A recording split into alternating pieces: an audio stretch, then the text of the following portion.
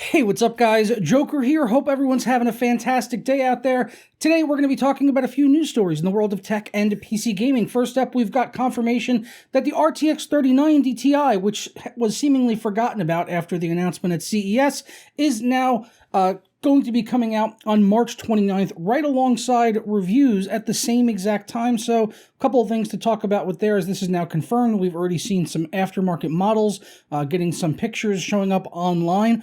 Also, I wanted to quickly talk about Returnal getting a co-op mode, thanks to the State of Play event yesterday that PlayStation ran, and another game was revealed during that that's going to be coming to PC.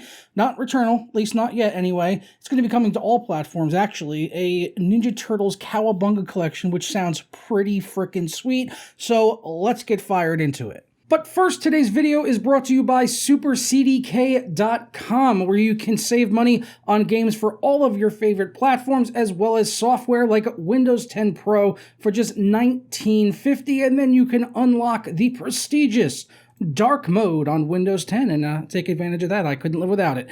And if you shoot over there right now, you could save 25% off. Hit the buy now button and then put in my code JP25 at checkout. I'll walk you guys through the process right now so you can see how much money we're saving and how to go ahead and install this on your Windows 10 PC. That brings our price down to $14.62, total of savings of almost $5 using that JP25 code, which will work for any software products over there. Once you're done with that, go ahead and click on Submit Order and select your payment mode of choice, which me personally is PayPal, and then I'll go ahead and complete the checkout by clicking on Pay Now.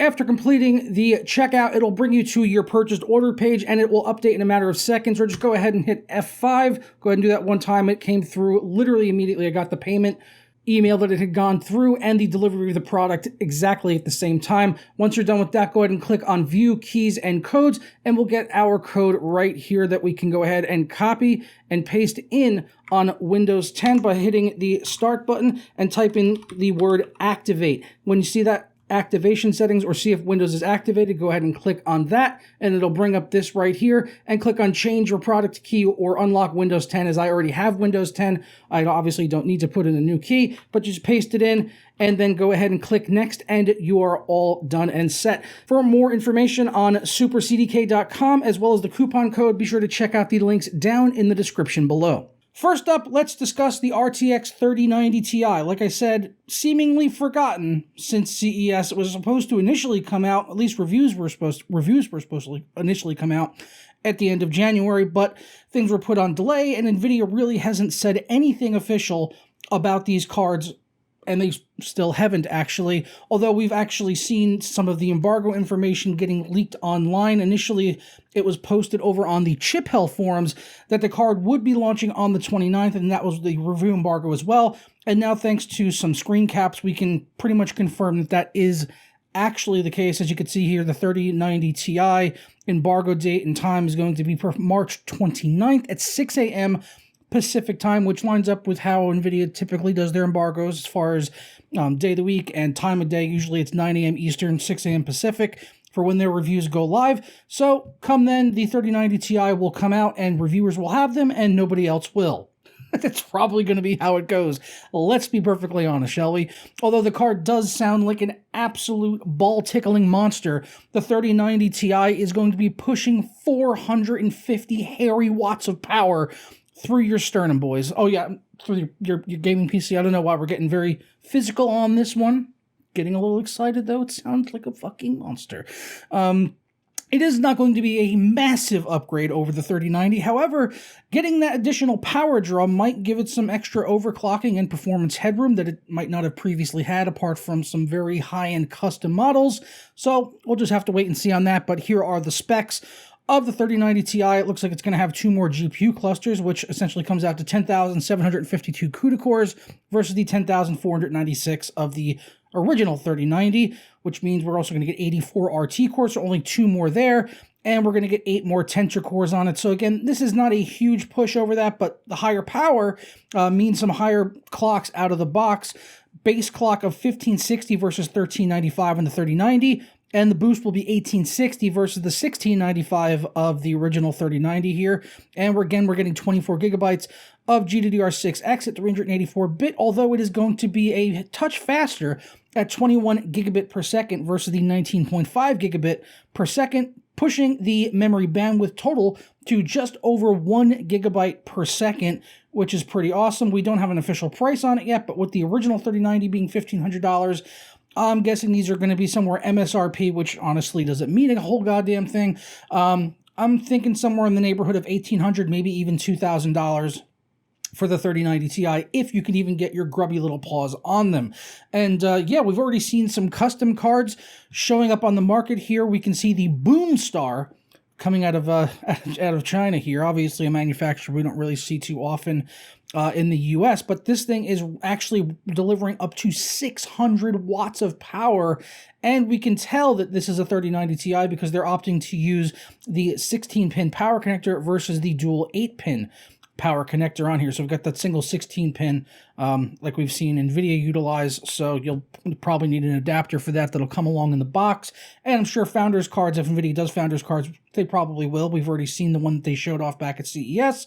I'm sure those will be using the 16-pin power connector as well here for the 3090 Ti, which none of you will own. I probably won't even own one. I'm pretty sure I'm not going to get sent one, as I was never sampled a 3090, but very happy with my 3080 Ti until the Ada cards, rumoringly, is that a word, rumoringly, come out later this year.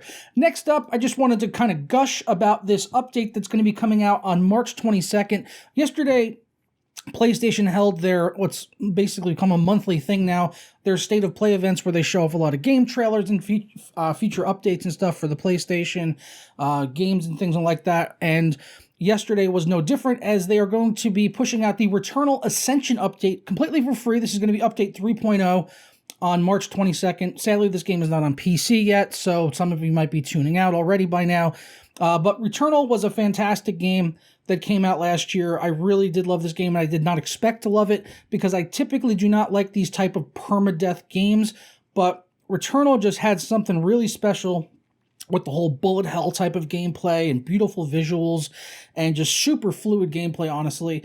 And I absolutely caned this game, completed it, and I loved every minute of it. It was extremely challenging at times, but honestly, once you get, a good roll and, going through the game, it requires a lot of luck, honestly, because it's just completely random every time you come back in, procedurally generated and all that. So yeah, once you get a good roll, the game is extremely addicting and it keeps you wanting to come back and keep playing.